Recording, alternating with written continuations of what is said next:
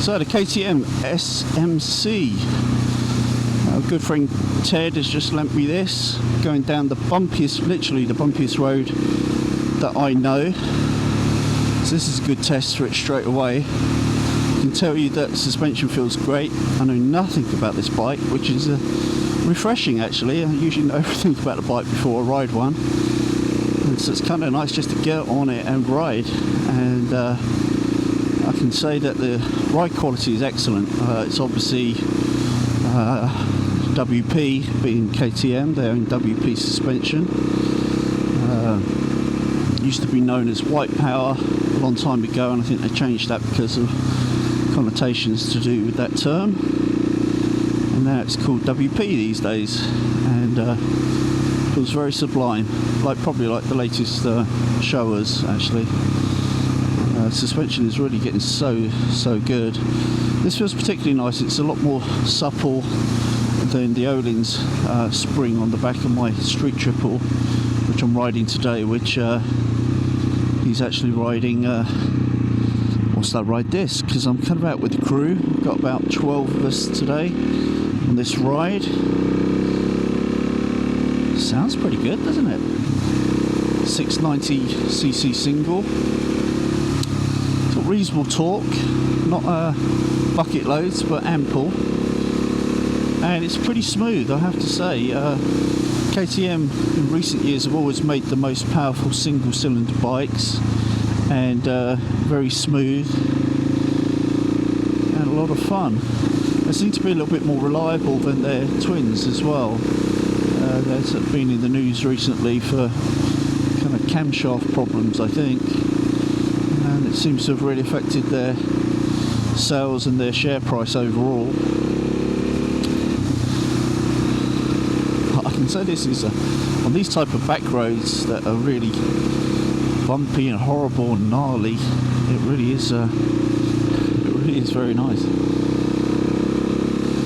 It's a real nice super motard. You know, because it's got like road.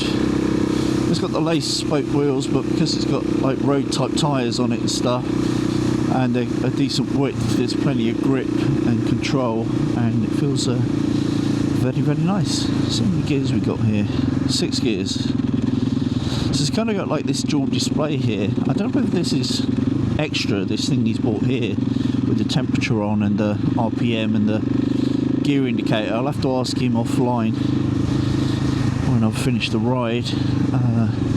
That's kind of nice, and it's very minimalist in terms of the main clocks there, with a kind of a distance, a time, an odometer.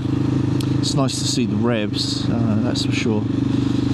And he's got this thing here, it says TC, so that's traction control.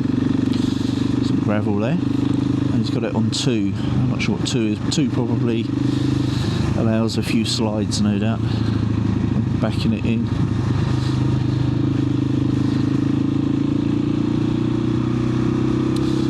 The thing obviously weighs absolutely nothing.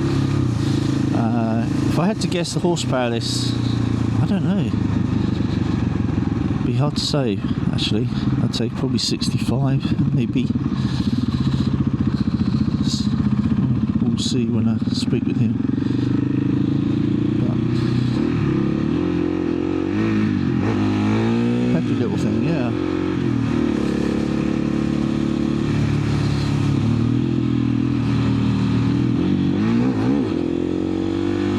Yeah, you see how quickly that revs, you know, you slipped the clutch a little bit a second there and it just went bam from like 3 to 5,000 revs or so. I don't suppose it revs much higher. I don't want to redline it or anything like that, but pretty smooth. So let's see here, let's get up to like 60 miles an hour, and 6th gear, yeah, about 3,900 revs. That's not too bad, is it? It's not too revvy, and it's pretty smooth, and I'm not getting a lot of vibes through the seat, you know, there's nothing too much uncomfortable. You can feel the rumbles, of course. It is a single, it is a big thumper. I think it's a single, yeah. Perhaps I'm wrong about that. Perhaps it's a twin 690, because they obviously do 690 twins. I don't know, it feels like a thumper. It sounds like a thumper. So I think, and certainly when you look at the width between your legs, it's so thin. Yeah, it almost must be, I think.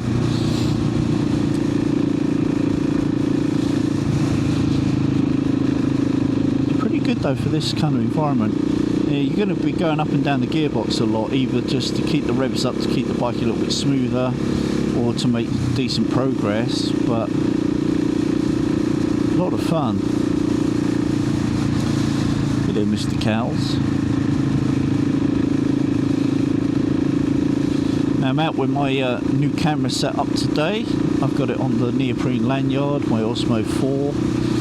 And recording in 4K, but I'll probably post this in 1080 post editing. And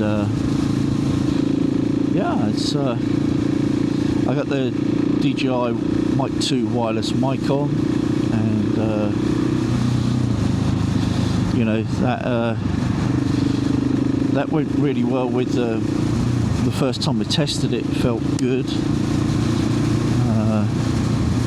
You know, it was a good result first time I tested it, and today I hope the footage is a little bit better. Changed some of the camera settings and left the mic settings on default. That seems to work really well. It's a good compromise between having you know, audio for the voice and hearing a bit of the bike. And normally, as I said in my first kind of shakedown test video of it, you normally get one or the other, right? You get pretty clear voice, or you get pretty good kind of bike and atmospheric noise, but you can't hear jack of what the rider is saying.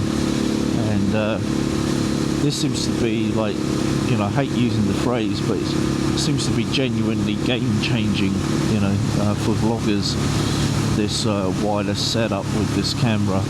It's expensive. The camera's about $299, and the MkIIs, which are only sold in pairs with the receiver, which you can plug directly into like a digital SLR or your iPhone, or, you know, GoPro or whatever, the Osmo 4 itself.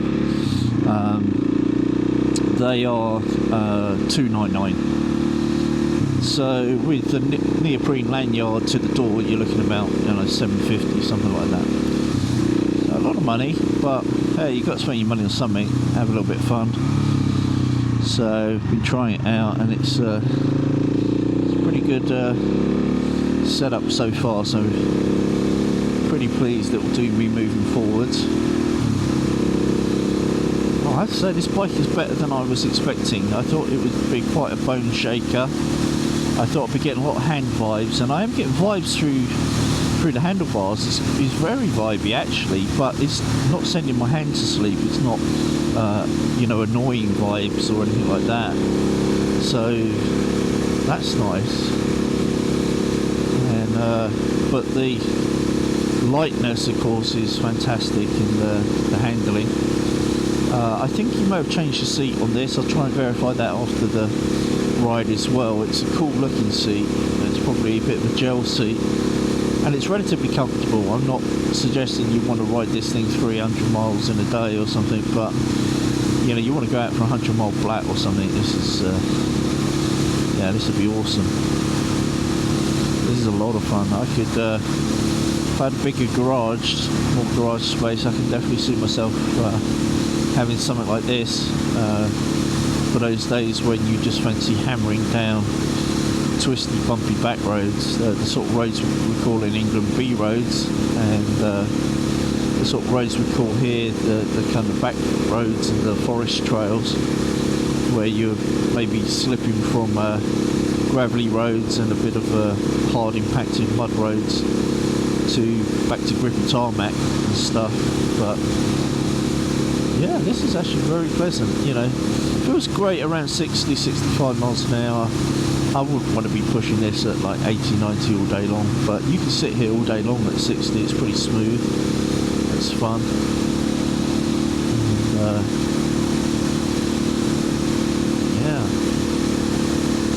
not bad. So it was a pleasant surprise to be offered to ride this today. I did know Ted had one, but it's the first time I've seen it, I think. And he's been gracious enough to lend me bikes before to do tests on in Tuareg 660 and his Moto Guzzi,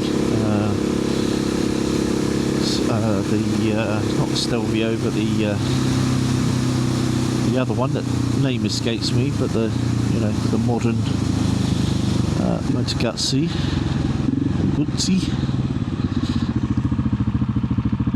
Yeah.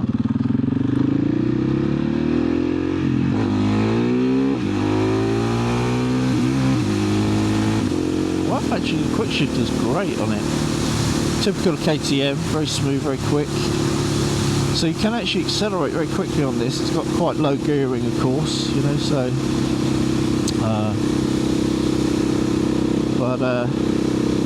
nice bars. They seem to be a little bit tapered at the ends. Very nice grips on it. I don't know whether they're standard, but they're quite embossed. They're quite grippy. KTM logo, typical black and orange KTM colours. The mirrors aren't too bad. They do vibrate, of course, but you know, you can see what's behind you fairly well. It's not going to be 6-cylinder smooth or anything, but quite reasonable. I like the minimalist front end with the wide beak and the front mudguard. It's visually nice. There's like nothing in front of you. If you didn't have that beak, you'd be convinced your feet were almost the furthest point forward on the bike. You know, like you've got your feet on the front wheel or something. Very short wheelbase, of course, and yeah, very lithe.